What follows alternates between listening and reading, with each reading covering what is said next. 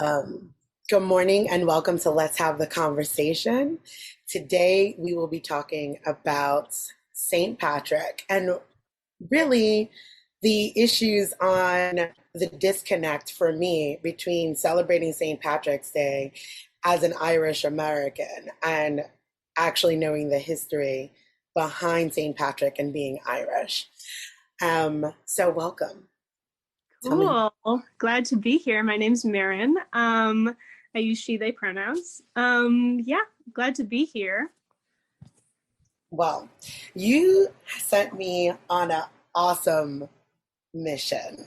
I Yeah. really, yes. So I listened immediately. Like I was like, oh, okay. So you sent me to go listen to Osin and St Patric by Candlelit Tales on YouTube. And I will admit, and I had not seen your other comments on the video. So when I first turned it on, I was like, I really hope that they are not trying to convince me of my point that St. Patrick is not meant to be celebrated. And so I kept listening and kept listening, and the story was just amazing. Beautiful, So right? it is a beautiful story. Would you like to give me your background and your thoughts? And then I'm absolutely happy to share because I'd like to see Sure.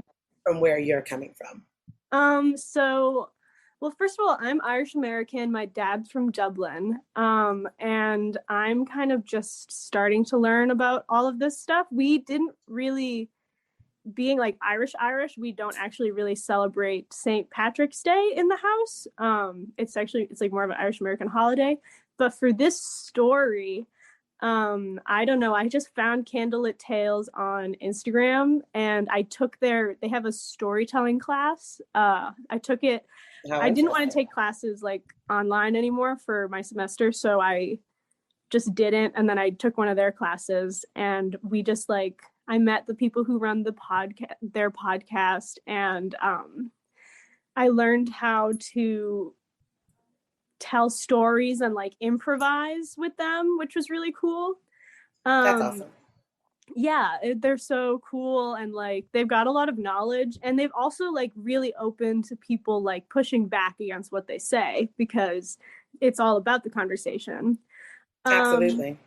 and so yeah, and then so I'm also like kind of these stories are like my introduction to more of like my Irish culture. Um, and yeah, I forget. That was kind of like all over the place, but that's like kind of my background. I care a lot about just like the magic of these stories, and also they're just like really fun, and they're very tied with like specific places in Ireland, which I really want to go and visit. But yeah, Absolutely. I want to go and live one day. That's like me my too. ultimate I feel like goal. I need to go and then come back here and like bring that knowledge. But Yeah, I yeah. don't want to return, but yeah, I understand. No, I feel like I have some responsibility. I respect Um, that. And I agree because even though you're of Irish culture, unfortunately, due to the system of whiteness, you are just white here, right? And yeah. that's my huge platform and push on TikTok is we have to get back to who our ancestors are and who people were. I often Mhm. ask white people, when did you become white? Like, were you always white or who were you before that? Because this system is killing everyone, right? And Mhm. recently, like the post that you answered on, it was this white man telling me Europe was colonized. That's a take. Oh yeah, that's what you were responding to. Right. And sir, like, Wait, delete that immediately. Like, that's delete hilarious it though. immediately. But it goes to show for me why critical race theory and all of these things are important because in America, our education is so subpar when it comes to world history and cultural history. When Mhm. we speak about the expansion of America or its empire, or even the violence that it's entered into, like World War II, we posture ourselves as the saviors. there, right? And never take responsibility or accountability as to how we were actually complicit and set that situation up. Mm-hmm. The same goes to with the colonization of Europe, right? You come here and you get this like white savior conqueror myth, right? Like we came, we destroyed the Indians and we conquered this land and we're taking it over. And it's Mm-hmm. like, no, like there is a partial truth that you were escaping persecution, religious persecution, right? Because the Catholic Church is the true colonizer of all of what we call Europe right now, right? And you have the Roman Empire, which I fully believe is still running things as the Roman Catholic Church. So for him to be so boldly wrong in Yeah. regard to the colonization of Europe was absolutely wild, which then led me into, like I'm Irish and Black. So I'm like, you don't even understand who you are and your history, which led me to the St. Patrick's, because you're right. It is an Irish American holiday. And it's this need to be connected to who you once were and to this land, but it is still through a system of whiteness lens, right? It's Mm-hmm. still not even through the lens of our people, our ancestors. Like, it's not true. Celebrating St. Patrick is literally celebrating the colonization. St. Patrick was a slave in Mm-hmm. Ireland who then went back to his home, came back to Ireland, and absolutely colonized through Catholicism. And listening to that story was like the soul opening up. Like the very first part, I was a little, and I want everybody who does listen to please go check out Candlelit Tales on YouTube. At first, I was uncomfortable because it was very wrought in the idea of the saving, right, that St. Patrick did to the lands. And then as you go deeper into the story and you hear about like basically the gates of hell opening up and the old gods and ancestors coming through, like, hell no, this is Mm-hmm. our land. It's like, yes. See, like those are the tales I grew up on. You and I have an age difference, obviously.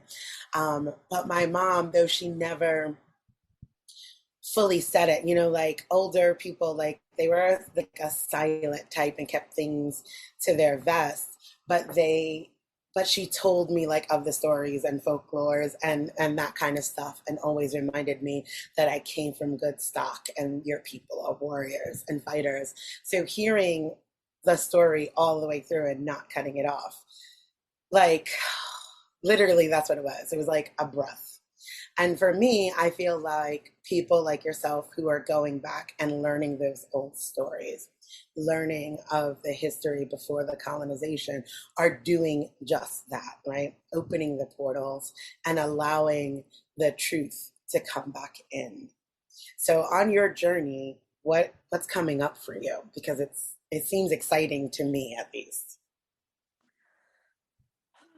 Wow, just like so much. What's coming up for me? Well, right now my mind is like completely clear. So I don't even know what's coming up for me.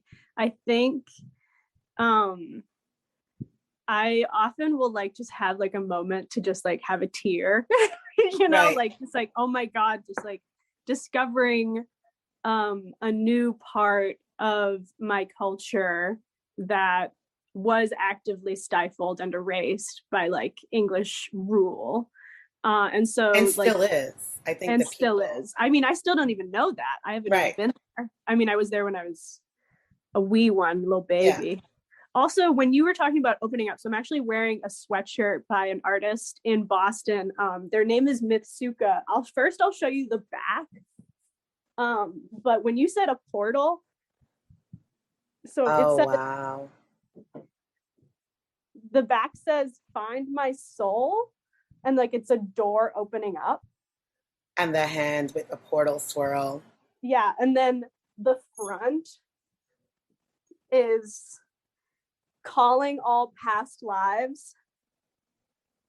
That is absolutely beautiful. You should check them out. I'll send you them on I'll send you their social media. They are an amazing artist. But just Please like, do. I have family that's in Boston and Braintree, so they can grab one for me and send it to me.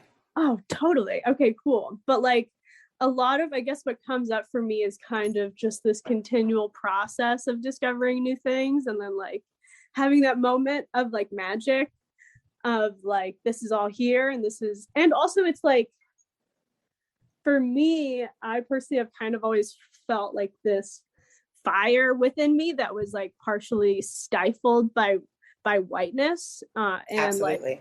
um by fitting into whiteness.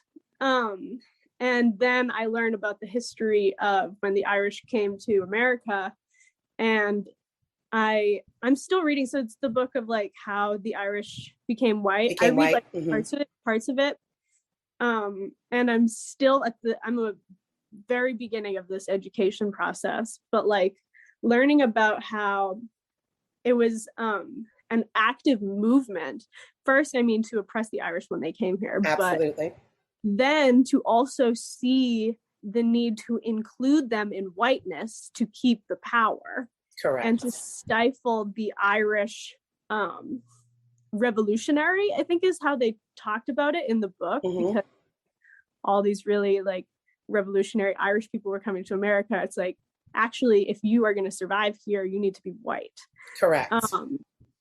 And so kind of, I guess what comes up for me with these stories is it's like peeling off an onion or like maybe some garlic, because I had some garlic for breakfast, maybe some garlic, and like taking off those pieces bit by bit and getting to like the really maybe it's back to an onion because sometimes I cry. The layers. I understand. And so, it's just like getting to those parts that are really raw and like, you know, produce those chemicals that cause the little sensation here. But yeah, that's what comes up for me when like listening to these stories.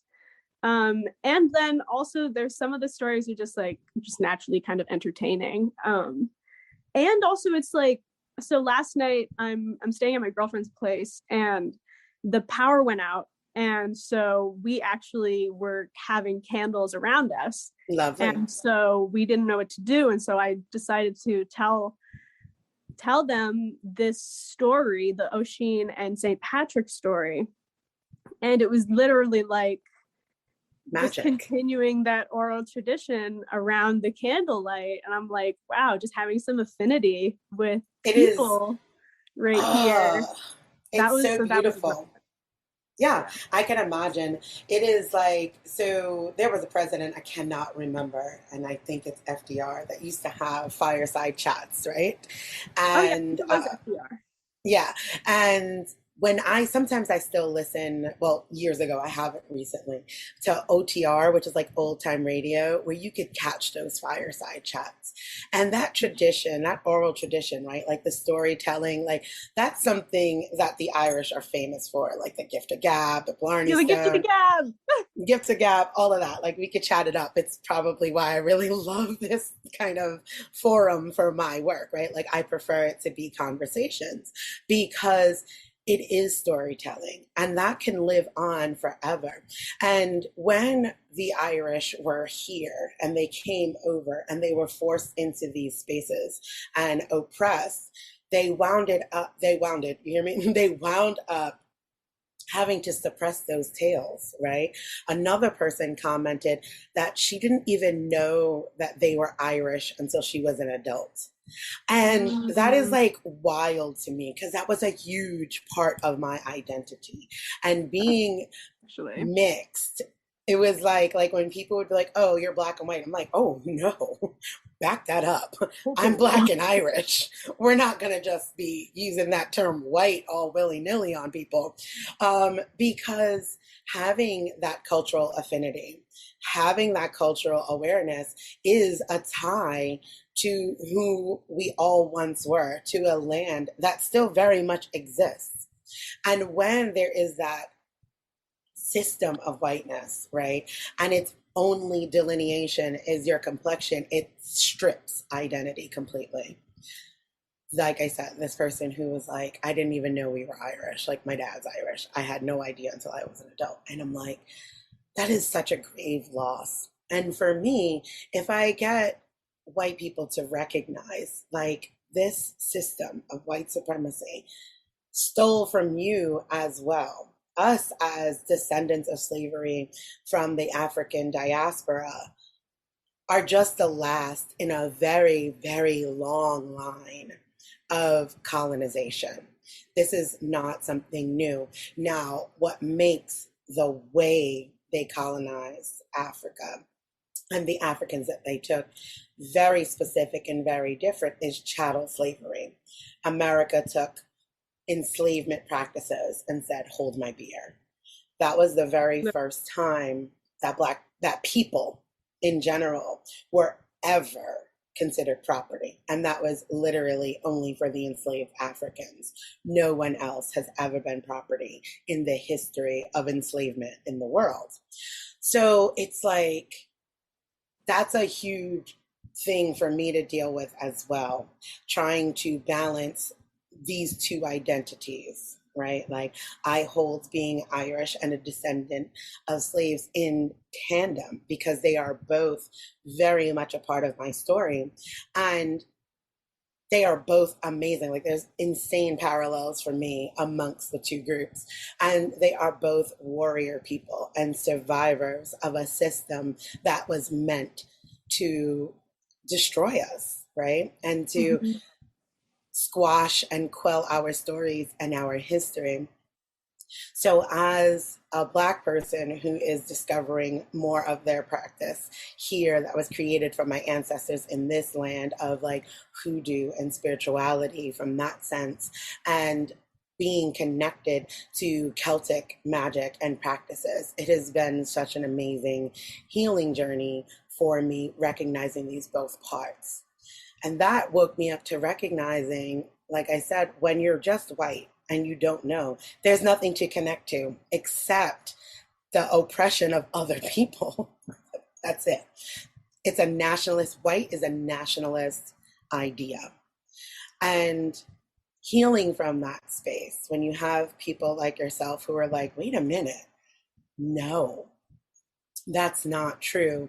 And learning how as Irish, we played into the oppression, right? So when they opted into the whiteness, when they became white, and you'll go further in that book, where you'll see is that like, because of their skin, they were not barred from the system of whiteness.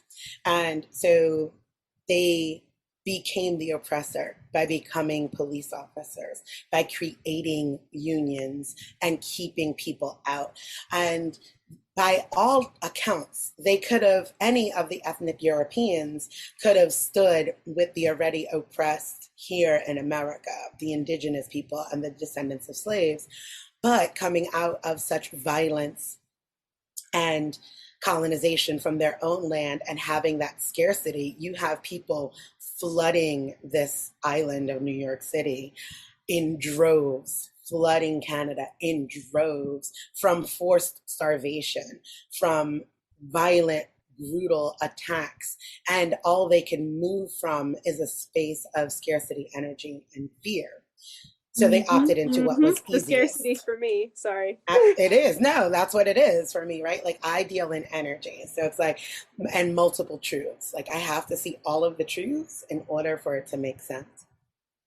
So you have these people coming with this scarcity energy, and you have a system, you have a government that's like, well, you don't have to be oppressed. you know, exactly. You don't have to be thrown this hot water cabbage and old, corned beef, and that you could legit, you could rise in station if you do this.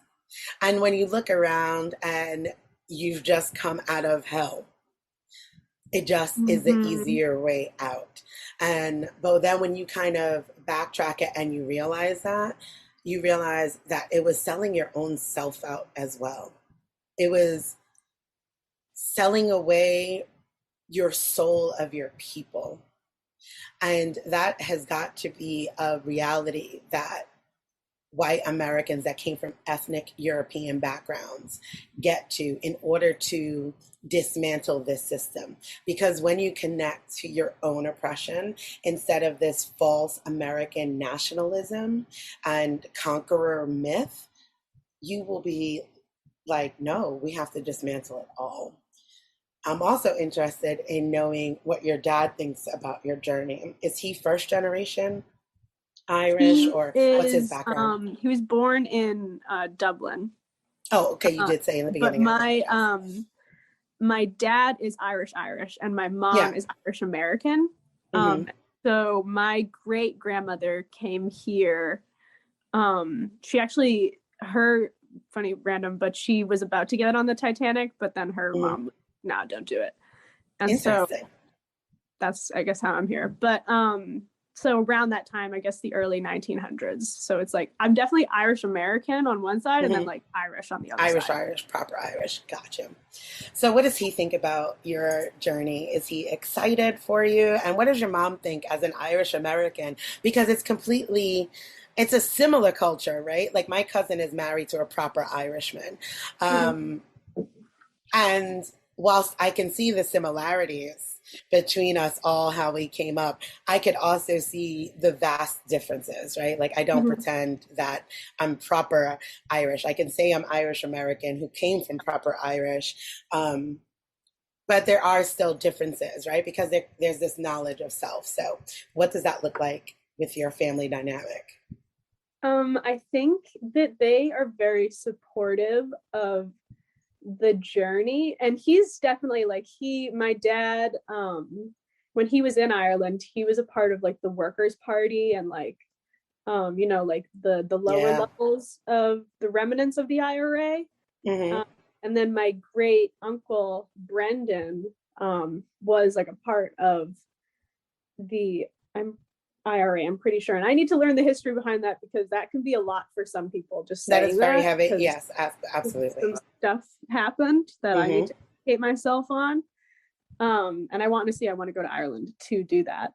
But and so he's definitely supportive of like exploring that identity. And when I told him I was taking that Irish storytelling class, he was like, "Oh, that's so great. Like, oh my God, that's interesting that you're doing that." Because I think it's interesting that I have such a longing to learn about this culture for him because he is Irish and he came here for like an education and like and then had a family here. So it's interesting that I feel the pull to go back, and then also, I mean, I think it's just kind of natural. Like he's like, oh yeah, that makes sense, because my uncle, he's also a witch, and so we've got that blood in us, or a Wiccan, and so it's just like, yeah, that makes sense that you're doing that. Yeah, it's in your calling.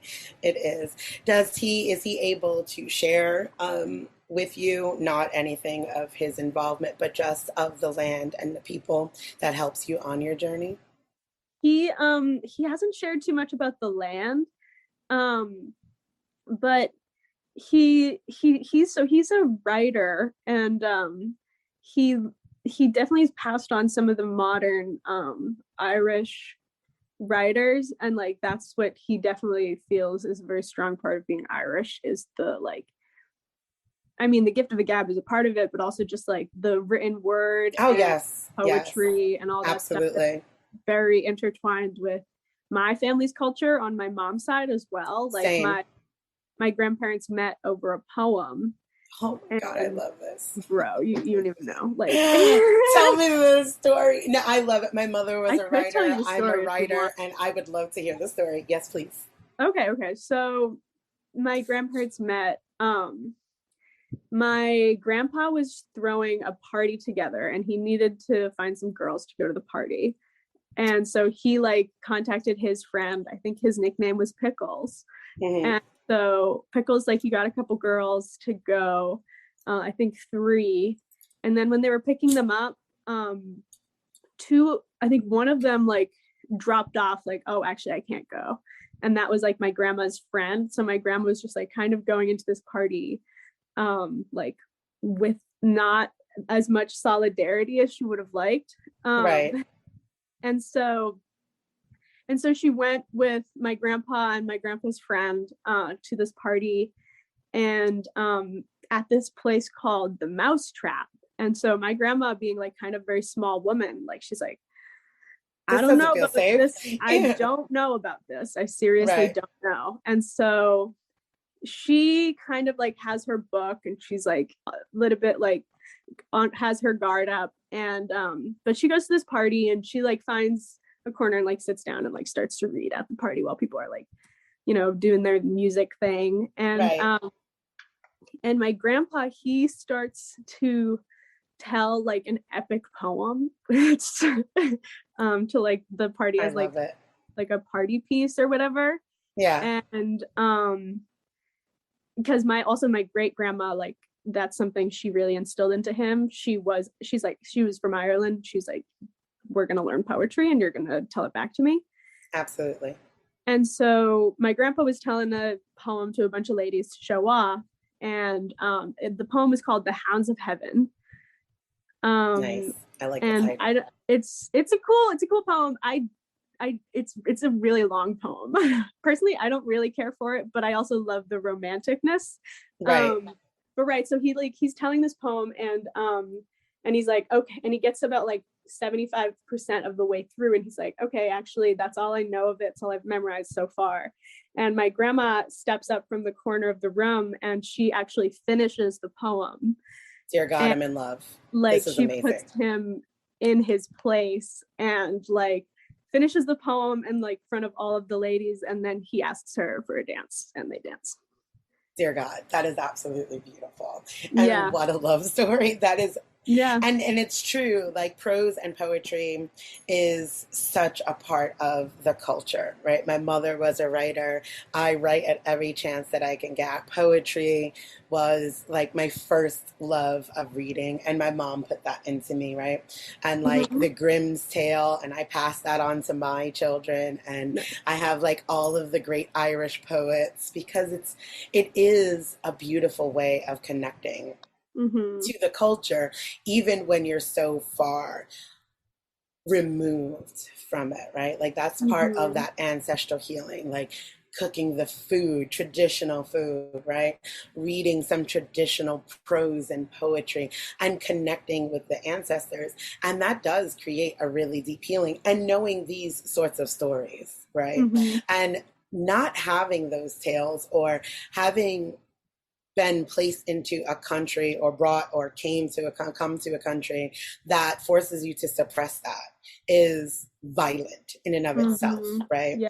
And literally violent, right? Like, don't tell tales, don't speak like that, you know, lose your brogue and that. Like, my grandmother sounded proper Irish. Like, there was no escaping that. And she did not try to code switch and sound American. She was very much about being Irish and like living as she saw fit. So I really appreciated that from her. And I look back on that, because she passed when I was younger, but I look back on the women that I come from, and I'm like, there's zero way that I would want to be removed from that. Like, and it's so important to get back to that and to know exactly who you are. And like I said, for me, on both sides, I look at my grands on both sides, and I'm like, these women are spectacular.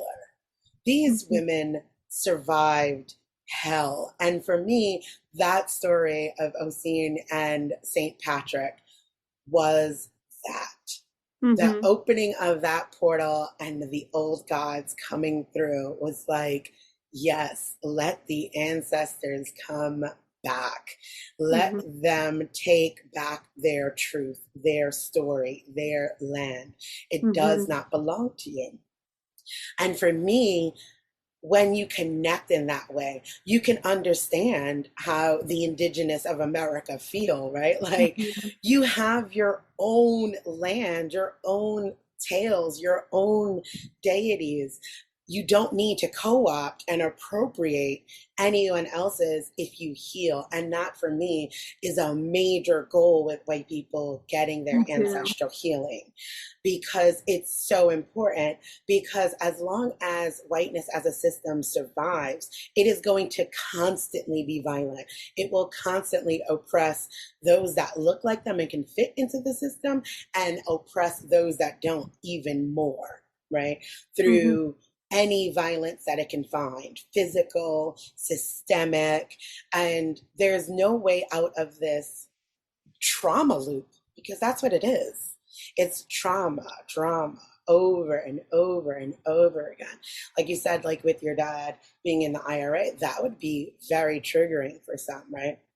And there's tons of history there. I'm not going to get into that here. That's I not just my got an story. audiobook that will Yeah, hopefully not my me. story to tell. Yeah, that's for you to find out. But also, when you start learning about those things, think about the pressure that it took to have to be a part of certain spaces, right? Um, and always holding multiple truths to be real. It's not, Mhm. it doesn't have to be right, wrong, good, bad.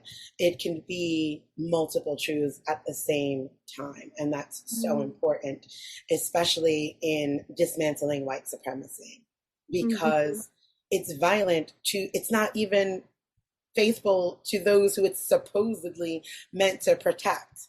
It really is just an expansion of power.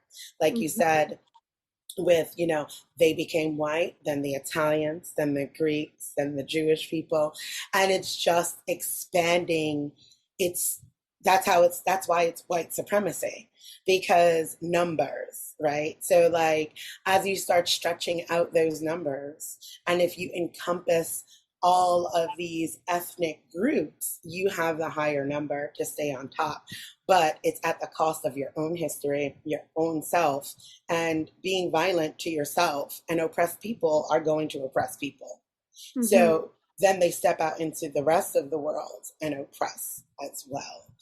That is why, for me, ancestral healing is so super duper important, specifically for white people. Not that us as Black people of the diaspora don't also need it. I think that we just started this journey much longer ago than white America, right? I think they're just waking up to it, where you'll see as you go back through African traditional religions that even when we came on this land, we maintained as much of our culture as we possibly could in a land that was not meant to do so. And then where we couldn't, we still created some, like I said, like in voodoo, we were able to keep it under the radar of Catholicism, right? Mhm. Using those saints that they stole from the pagans and other, ethnic Europeans, and then kind of placing our traditions in there. So for white people to start waking up now and start being like, wait a minute, right? Wait, because the church is the real first colonizer who took all of your original magic, is something so imperative. I wanted to ask, because I did ask you about your dad and you answered, but where does your mom land? Because that's a very difficult thing to accept, right? Like, okay, yes, I'm Irish. And like, there's some people that are just like comfortable, like, I'm not white, I'm Irish, right? Mhm. But can she accept both identities? Like, yes, you Gorgeous. are Irish, but you do recognize that you show up in this world, in this system, as a white woman. Mhm. She is very much so a white woman in the way that she shows up in the world. And she's also very much so keeps that Irish tradition. Like we do, um, I don't know, she's really into singing and like Irish music and stuff I like love that. it. And that's like my whole family is.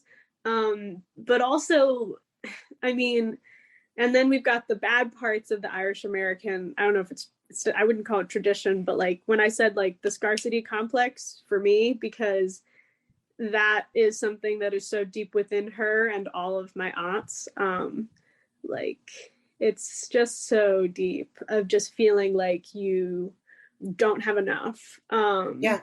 and you won't have enough, and it's very survival instinct, and it's always taking and fear. But right, so like she's also very supportive of me and curious, and I think wants to go through this journey with me, and I want that too.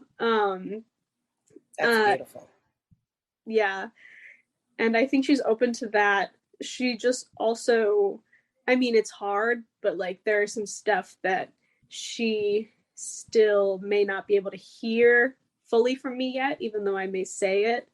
And that's like it's kind of like a kind of about the scarcity complex. Is I don't think she sees that within herself yet. Like she's down to do the cultural learning and like all that stuff, but to kind of really look within yourself and seeing the trauma that has come from being Irish American, and sacrificing a part of your culture, even though we have tried to like keep it alive and stuff.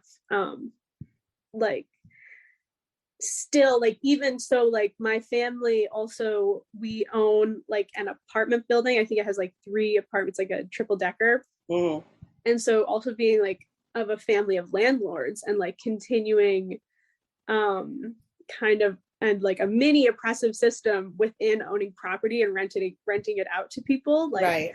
That in myself, like she has not seen that. Look, she can't see it yet. And and there are parts of it that I probably can't see yet for sure, because that's very human. But just her as a person, she's definitely open to a lot of the intellectual learning, but I don't know. I think we just have to move slowly and tenderly for the heart learning about, because there's probably some deep stuff there that I don't even know about. Yeah, generational trauma is really deep. And to touch at that, it's still very tender, right? Because even the terminology landlord exactly should trigger something in you as a colonized group, coming from a colonized group, and maybe some of that will open up for her as she learns what landlords were and what that did to her own people. And I should definitely bring that like legitimate terminology into it for sure. That conversation. Right. That should definitely, like, when I hear that term, it like literally brings up angst, right? Like the lord of the land and like the owning of the land. And as Irish people, that was not, the indigenous Irish people did not believe in that sort of lifestyle, right? But you have to get to that learning. Because I think that we only recognize American First Nations as indigenous people. I think that that's where there's a disconnect, right? Like these are the only indigenous people of the world. And it's like, no, this just happens to be the indigenous people of this land. But every single land has its own indigenous people. And those indigenous people had practices. And it's why Celtic magic is so about the earth. It was still caring for the land. All of us come from indigenous people that cared for the land and were not about this massive expansion of owning. And it was when, you know, that Roman Empire decided, well, you know what, we're going to go from this small little place and like take over all of these lands, that this concept was introduced in such a really violent way, right? And then it created that scarcity energy. So then now others have to go out and take and hoard. And for me, that is the culture of whiteness. It is about hoarding as much as you can, because, well, I have to be worried about myself, my children, their children after, because somebody will come and take it. And you see that play out in when, you know, white Americans will even vote against their own benefits when it comes to certain legislations, because they can't see it. And it's like, you're still perpetuating that generational trauma. that is coming up for you, and you're operating from that space instead of, like you said, I love how you said, like, intellectually you could understand your connection to being Irish, but your heart, it's an Irish heart that matters, right? Like, it's the love of the land, it's the love of the people that really connects you, that really makes you proper Irish, is loving the land and the people, no matter where you are, no matter how many generations you are separated. And that love of the land and the people extends then to other lands and other people. Mm-hmm. And when we're operating from a mode of love energy opposed to that fear energy, it shifts the paradigm completely, and you start disagreeing with the current system that's in place because it can't exist, because you recognize that this is the same system that has oppressed who you are, who you were, and your own family, right? Mm-hmm. Like, I was speaking with another woman uh, yesterday, just last night, who was speaking about, she's actually from the county in which my family's from. My family, we're from County Sligo. And she was like, Cool. thank you. She was like, my family's from there too. And I was like, oh my God, that's like so cool, right? What an amazing connection, like here on TikTok. And she went on, and like in the past, her family were chiefs, right? And they now, in the current state, are obviously not chiefs, and like trying to speak to her family in regard to how we went from here to there has been such a healing journey for her as well. And but you see that trauma show up, right? And you see that trauma show up in the Irish stereotypes, right? Oh, they drink, they party, and it's like, yeah, you probably would drink to try to forget the hell you just escaped. You know what I mean? And like, and these coping mechanisms that come up within, you know, I'm not saying no one else goes through it. I just speak to who my own people are, right? Like the coping mechanisms that come up from being oppressed, from being colonized, from being brutalized. And they show up in all of these ways. This is generational trauma showing up in our bodies, right? Like the body will always remember. It Mm-hmm. exists there. It doesn't go anywhere. Bloodline is our connection to that pain and trauma. So Mm-hmm. I'm excited for where this goes with your mom, and I would love for you to keep me updated I with will, that, yeah. because it's a different ball game, like I said, as she's a white woman in America, and that's a mindset. And That's she's not in that mindset. Yeah, that's not just a complexion. That is absolutely a mindset that has to be shift, right? Like a paradigm shift has to happen. A connection has to happen. And it happens to be a connection to the land. And it can't be this land. Like that's what I'm explaining with white people. Like, this is not your land. The Mm-hmm. connection can't be here with this land, even for us as Black people. And no, I can't speak for, Black people who are also Native Black people. I'm not saying that as a disclaimer. But the connection to this land is not ours, right? This is not our home. This is Mm-hmm. not our people. And when you connect back to your land and to your people, you will give a damn about the land that you're in now. Like, you will respect the fact that you are a visitor here, and Mm-hmm. you are now hoarding the resources of a place. Like, you wouldn't walk into someone's house and then just like open their fridge, raid it, and then leave and shit on their floor on your way out. It would be rude. And that's basically what happens with the system of whiteness in America. Yeah. It comes in and destroys and takes, and it's violent as hell. And that's really white culture. I saw this TikTok from a native Hawaiian recently, talking about like cutting down the trees there is different for her specifically because it's not just like you're cutting down trees, it's like you are cutting down, like, her ancestors died on this land, Hmm. and then the fungi, I'm studying ecology, so I also Nice. care a lot about them, thank you.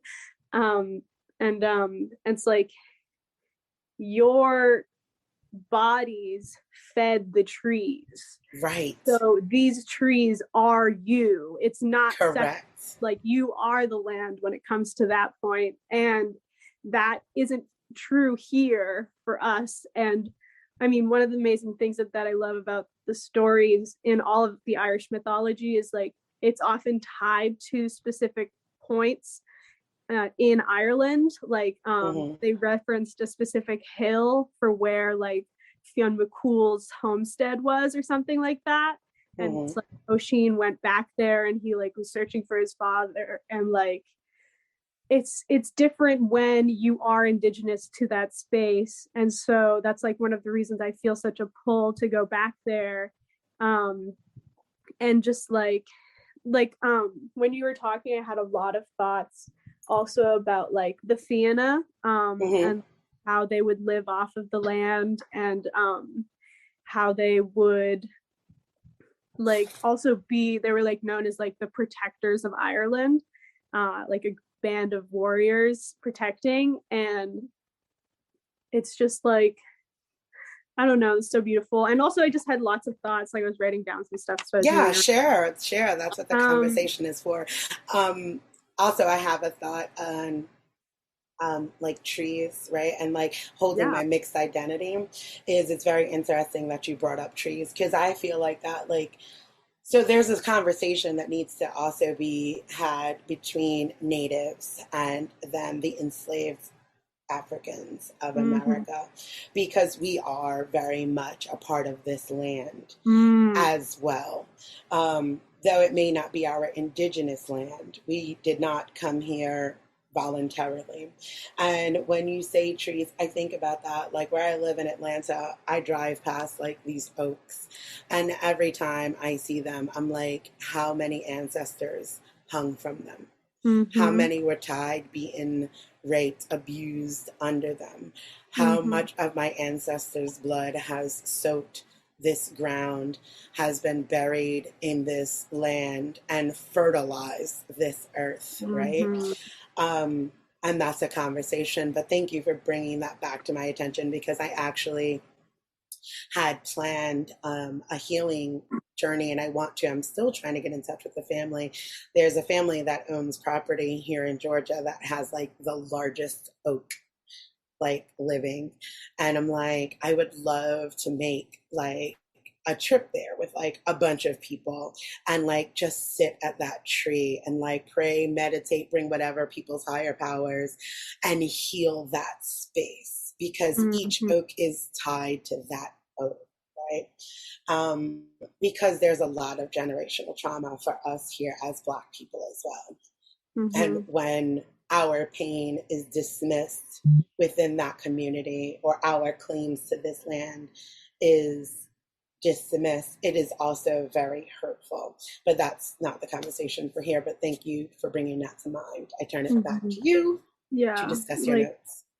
and like I mean just the healing around those trees is so important, and also just like so deep on a different level because it's like that is so typical of whiteness to ruin something Trees. like trees. Like, you fucking kidding me? Like, Yeah, like I'm like I see these things on like Nextdoor and Facebook and they're like, "Oh, these beautiful trees." And I'm like, it's a very interesting, it is a very polarized world in America, right? Like white people are looking at the trees and loving it and Black people are like, "I wonder how many of my ancestors hung from them."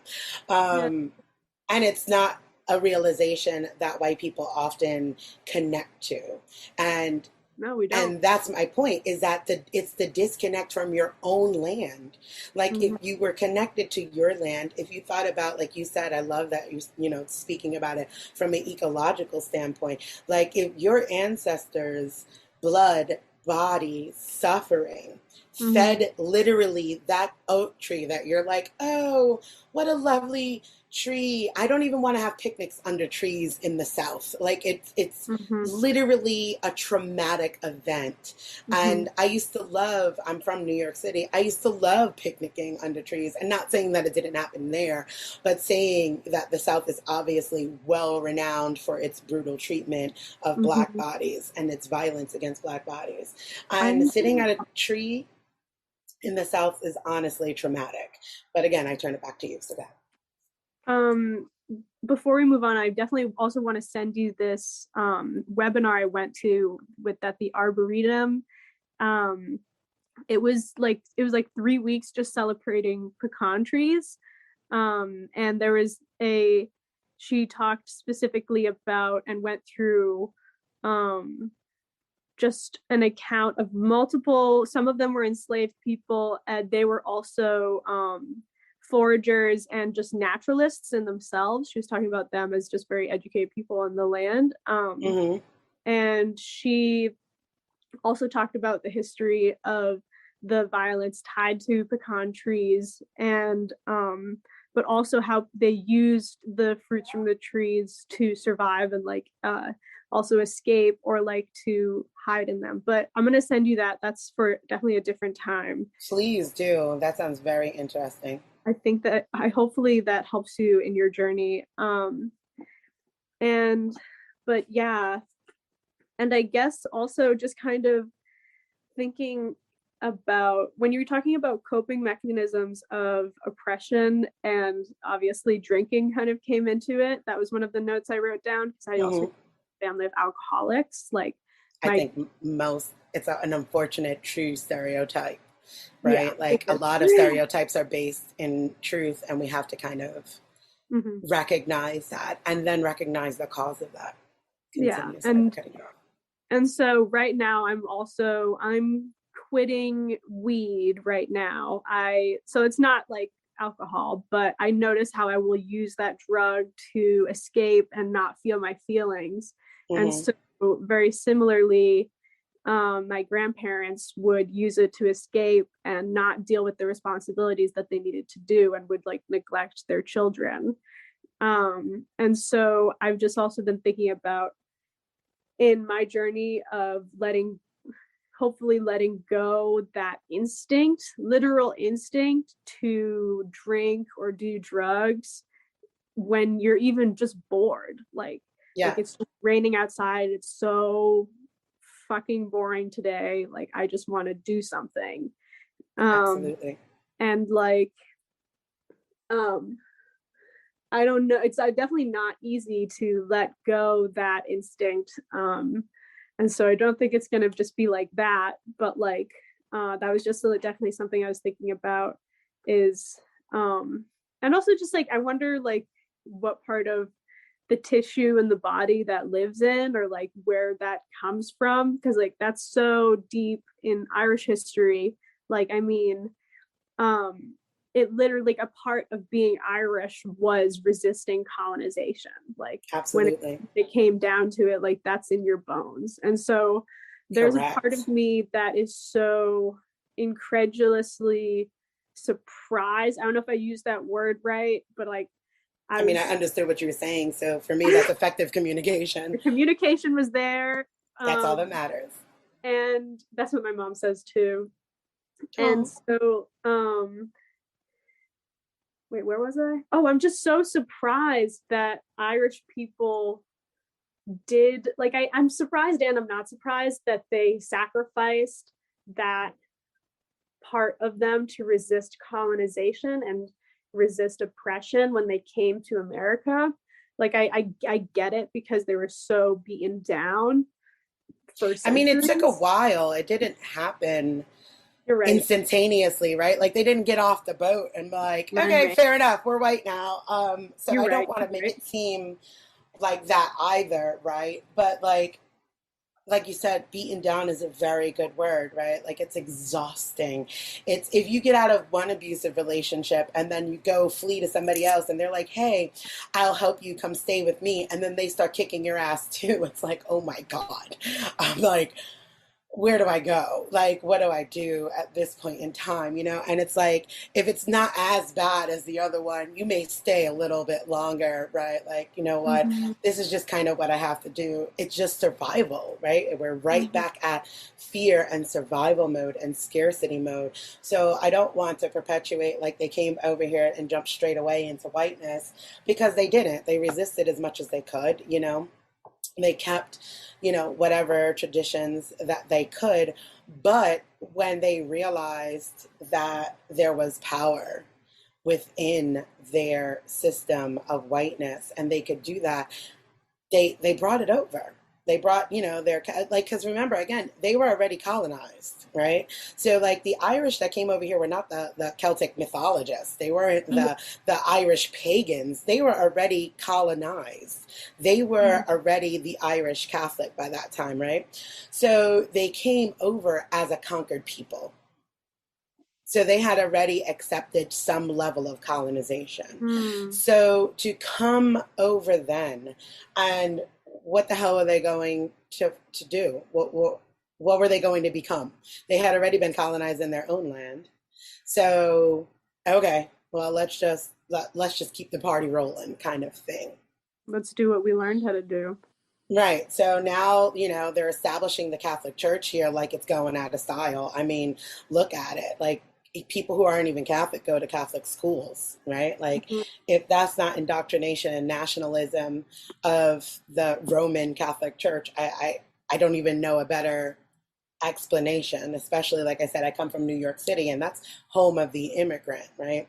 So when you find most people that I know that grew up were either Catholic, and even if they were not Catholic, still went to Catholic schools because it was considered better education than the public school and it was cheaper than private education. So it fell right there in that middle ground. So I think there's a couple of layers there as well. Please continue. Mm-hmm. Yeah. Just also because that just also points out some of the education I need to be doing of like the when you said like it didn't happen overnight, like absolutely, you're right. It didn't happen overnight. And it wouldn't just happen overnight that quickly.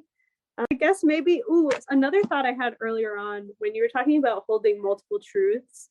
That's something that I've loved about some of the Candlelit Tale stories is that they really do try to set up a like in the story with St. Patrick, it was interesting seeing my own prejudices come in against like Christianity and like Catholicism because of the way they did present St. Patrick as a very kind of equality type guy. Right, right. And I appreciate that because that is like tied to the origination, like um before Christianity was like institutionalized. I do think that was like a part of the philosophy of it, um like equality. Oh I wait, want to learning say that maybe. at no point in time was it about equality. Was it not? The Okay. for me, this is, you know, my Christianity and the formation of religion was always about nationalism, about creating a nation. That is what religions do, is create a nation, which is nationalism, right? So when you have Jesus and you've crucified him, and the Romans crucified him, you know, brutally beat him. Like, I mean, look at the Mhm. history of how things repeat themselves, right? Like the violence and the brutality of the Romans still playing itself out on recently colonized, you know, Africans, when, you know, throwing people to the wolves, beating them until the skin comes off, crucifying, like this was normal practice. Jesus's death was not special. That's why there were two others on his side, if you choose to Mhm. believe the story, right? Like crucifying was a thing to do. So for me, Christianity was always about creating a nation, right? Because the Romans, when you think about it, the Romans were sitting down and watching Jesus gain this power over the people, over poor people. Like when you're really looking at this, the story keeps playing out. Here we are 2,000 years later, and you still have a government, right? Like that exploits the poor, and you still have people that try to share that and create a space of freedom from that poverty, and they murder them. Like, this is not, Mm-hmm. this is, JFK, MLK, Malcolm X, Fred Hampton. Like, these are not new practices, nothing new under the sun. So when they were able to kill someone like Jesus, who was a Hebrew Jew, taking over, the people, and Jesus wasn't even like he was a revolutionary, but he was like, give them what they're supposed to do, but don't lose your soul in the process, right? Like, this is not how you have to be living. So he's causing this uproar and disrupting the system of Rome. And so Mm-hmm. they kill him, and they're like, oh shit, what a perfect opportunity. Hmm. Insert evil laugh, Mm-hmm.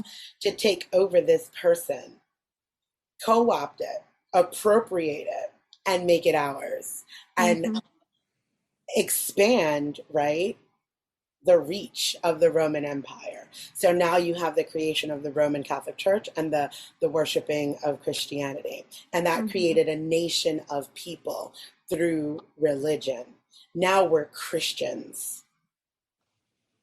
And so they can implement, oh, you're downtrodden, abused, etc., but just serve this one holy God and you will have riches in heaven.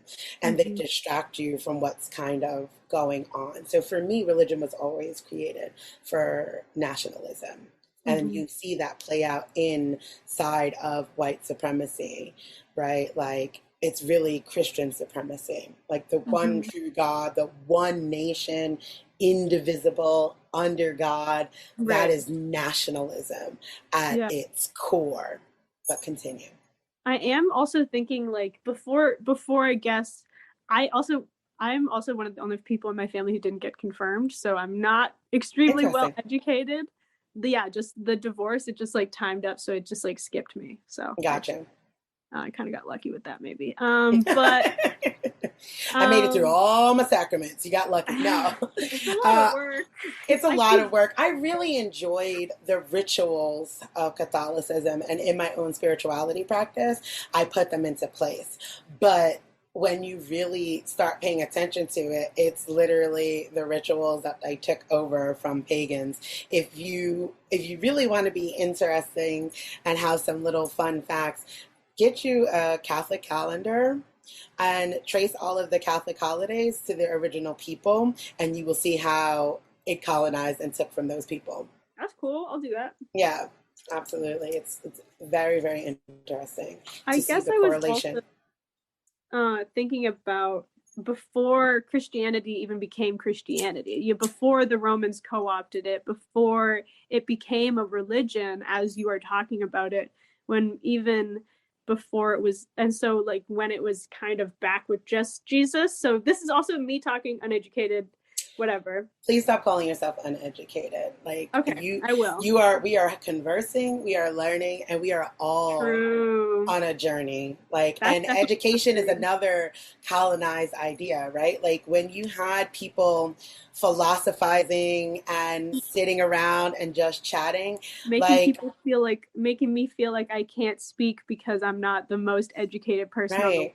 planet. That's definitely learned from institutionalized education right there. Absolutely. You are absolutely educated to the level in which you are educated to, and you are Hmm. still seeking. So, and we all are. I don't care if somebody has 3 PhDs, you still don't Yeah. know every damn thing. And that's wisdom, is knowing that you don't know a damn thing. So, carry on. Okay, cool. So I guess when I'm thinking about like just Jesus and like maybe his like circle of followers, when it was just his philosophy of um I guess like just being kind to the poor, like that's what I'm thinking about before Roman Church like co-opted it. And like I in the story, I feel like St. Patrick is more of in the story that we listened to. Yes. Uh, um St. Patrick is more of that vibe, like like before it was like institutionalized. did you listen to the conversation that Surika and No, I meant Aaron to, and had? I will today. But it's interesting you felt that way about St. Patrick in the story because I did not. So I continue. only felt that way after I listened to the discussion, because I Okay. didn't feel that way before. And so that's why I asked, because a lot of the stuff I'm saying comes from what they said. Right. And because, well, first of all, I mean, that's what I felt slightly. Mostly what I loved from that story was Osin and how he pushed back. Like when St. Patrick was like, he's like, okay, when they finally like kind of become friends at the end, and St. Patrick is like convincing him to convert to Christianity to like save his soul or whatever. Mm-hmm. And Osin is like, well, is this hound that I killed earlier in the story, is he gonna go to heaven? And St. Patrick's like, no, animals don't have souls. And then Ocean's like, I don't know about Ouch. that. Yeah. So that's messed up. And then Ocean's like, will the Fianna, like, will my family be in heaven? And St. Patrick's like, no, they were pagans. They're gonna go to hell. And then Ocean's like, you don't even know my family, dude. Like, if the Fianna, if like, we're talking about the Fianna here. So like, if based off how long you say they've been there, they've already overthrown the leader of hell and are ruling it themselves. And that's like, that's my favorite line of the story. And it's like one of the last lines, because it's just like, so badass. Like that's such really badass. But see, that's the culture I grew up on, right? Like my mother always let me know, that's like, the Irish Revolutionary that had to be crushed in order to become white. Say that again. That's the Irish Revolutionary that needed to become crushed in order to become white. That part. And that is such a significant truth to come to. They literally had to. And then when you go back to it being a part and parcel of Christian supremacy, it's exactly what they did to Jesus, right? And then we don't even look at the fact that Jesus was a whole Hebrew Jew. So obviously his philosophies came from, even if it's not from Jewish beliefs of today, I mean, I pretty much believe that it is, right? Like it's still their lifestyle now.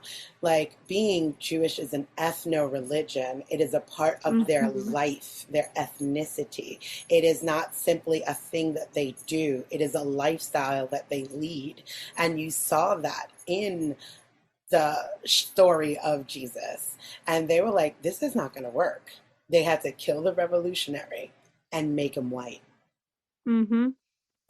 And they made a white savior. And we are literally living in that same system now. All having been quashed, quelled, the revolutionary, killed, beaten, robbed, raped, stolen out of you to become what the system requires of you in order for the system to remain in power. And that for me is where we're at. That seriously is where we're at. And it's like repeated so many times in so many different ways. Like that comparison kind of as the way they crushed what you literally just said of like crushed the actual image of Jesus and made him white, is like kind of like crushing the Irish Revolutionary and like, making it white. It just keeps doing the same thing. The system. It's robbery for power. Absolutely, for power and for control. And that is how white supremacy takes from everyone, white people included. And it's why deep ancestral healing is needed in a major way, because all of us can uphold the tenets of white supremacy by continually feeding into the system and continually giving power to the system of whiteness. Okay, so when I was listening to the story of Osin and St. Patrick, I was immediately activated at the very beginning when Patrick was sitting down speaking about, his one true God, because it automatically becomes dismissive, right? Like, Mm-hmm. so only your God, nobody else's God. The Mm-hmm. Fianna mean nothing. You know, you're in my land telling me about my people, my family, and your one Literally. true God. And that is the violence of Christian supremacy. Like, what did you think about that? No, I mean, I feel like dismissive is the exact word that Oisin felt when he was even talking to St. Patrick, because St. Patrick would dismiss all of the dramatic stuff that he would say about, yeah, I actually have seen a bird bigger than the cattle that you guys are serving It here. was so beautiful. And when St. Patrick called him a liar, he's like, oh no, oh Yeah. no, No, no, like no, no. you don't even know what, like, and also like my family's the Fianna, like we are the ancient warriors, protectors of Ireland, and now here in this place of the one true God, we're remembered as a band of thieves. Like, It's gross. It erases your history so completely. dismissive. So dismissive. And it's a good point to bring up, like what you said, like when Oisin was like, you know, I've seen birds bigger than your cattle that you're serving, right? It plays for me into that scarcity abundance Mm-hmm. energy, right? Mm-hmm. Like with that colonization of, you know, Christian supremacy came scarcity, right? Like even Mm-hmm. think about like with the priests needing to take this like vow of piety and like have so very little. But it's very interesting how the servants of this one true God need to live so piously, but the Vatican of the Roman Catholic Church Mm-hmm. is living quite high on the hog with golden shoes and that. So it's a very interesting take on how they gave us poverty and scarcity. And Mm-hmm. the original people that Oisin is speaking of Ireland, like for me, right? Like maybe the birds weren't that big, but it speaks to the abundance. Like, yeah, no, Mm-hmm. I should surely have an entire skillet of fry bread. I should surely have an entire churn of butter because Yeah. this land is abundant. Yeah, it's I like can I eat. can have these. I can have that because we continually produce and create because we are one with the land, and because we take care of her, she increases us, right? Like that's divine feminine energy. Feminine energy Yeah. increases us, right? When you think of a divine woman and that, or like the womb, the earth that things were planted into brings forth life. That is Mm-hmm. abundance. And when you bring in the one true God from the Roman Catholic belief system, all of a sudden you are introducing this patriarchal, cruel overlord of a man, masculine energy that is now stripping all of the abundance. Why am I just having a cup of soup? I'm Mm-hmm. confused Mm-hmm. because, And they also like they gain pride from having just the cup of soup. They gain pride from like yeah, starving themselves. correct. Like, and honestly, that's something that I think I should talk to my dad about, because he is an atheist now, but he grew up in the Catholic Church and actually became a monk, like a Catholic monk at one point, Mm-hmm. and left the church. But I still see how he kind of like likes to be cold Yeah, sometimes. Like he'll yeah, just be in the attic, like just cold. And yeah. I'm like, don't you want like Suffering. a blanket? Like, Yeah, why are you forcing yourself through this? because Um, suffering brings you closer to God. exactly. And it's an interesting, like, I don't know how I feel about that yet. You know, like sometimes I've definitely sat outside without a jacket on, and like, I don't know, I'm shivering. Maybe I have like a spiritual moment or something, but I Mm. don't know about. But I would turn around and say that the spiritual moment is asking God for salvation, right? Like if you're freezing, it's not, here's what it is. It creates a cruel God. It creates a controlling Controlling, patriarchal where they have the God. power. Correct. It does not create a loving, abundant, giving God, right? It does not. When you remove the divine goddess and you replace it with a cruel overlord of a ruler, more so than a loving father, if we're going to go like with the father, mother, divinity, masculine, feminine, like it is, I'm going to sit here and freeze so that I could have a closer moment to you, when the old ways were like, maybe we should have some really warm, nice, campfire, let's burn some things. Let's have some really good sex. Let's have some orgasms and get closer to God in this connection of love, instead of let's get closer to God in our connection of starvation, hunger, pain, and suffering, right? And there are those Catholic monks, and there's even deeper factions that whip themselves and bring about self-castration. Yes, and bring about physical pain. Not castration, but self-flagellation. In order to bring, no, I mean, like people were castrated as well to serve. So I just don't think that it was self-inflicted. But it was, people actually did volunteer, which goes to the conquering and colonization of the mind, right? And separating from the original ways of the land, where we were closer to God and Goddess in the ways of connecting, like I said, through, bonfires, planting, caring for the land, also like song, dance, all of this beautiful connection down to suffering.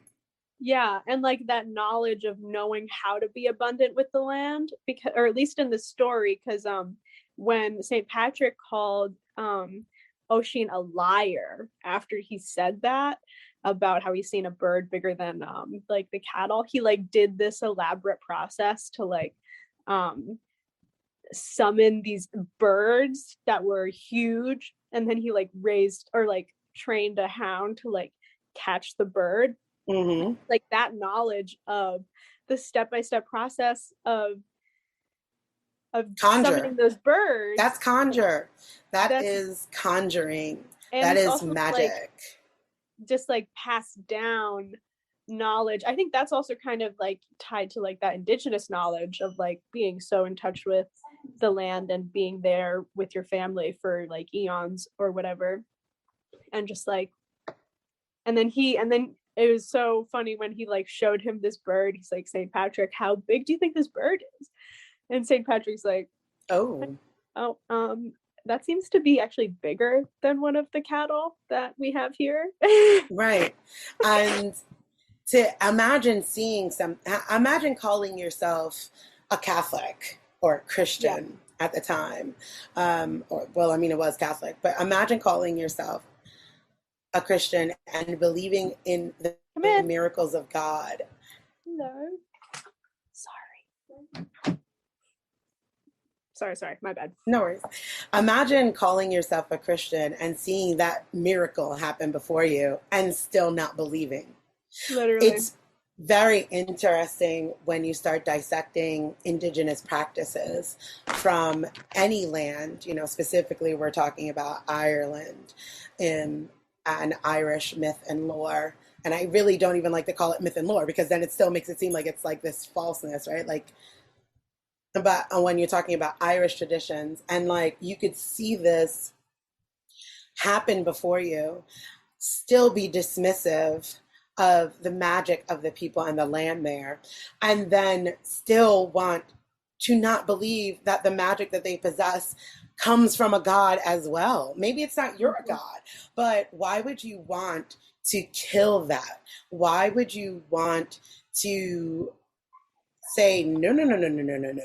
You need to like stop doing that and accept this smaller bird, because this one true God is providing you with this bird. But then why is it this greater bird, right? Like, I'm thinking about like that whole idea of like, a bird in a hand beats two in a bush kind of thing. Like, why would you not want the larger one?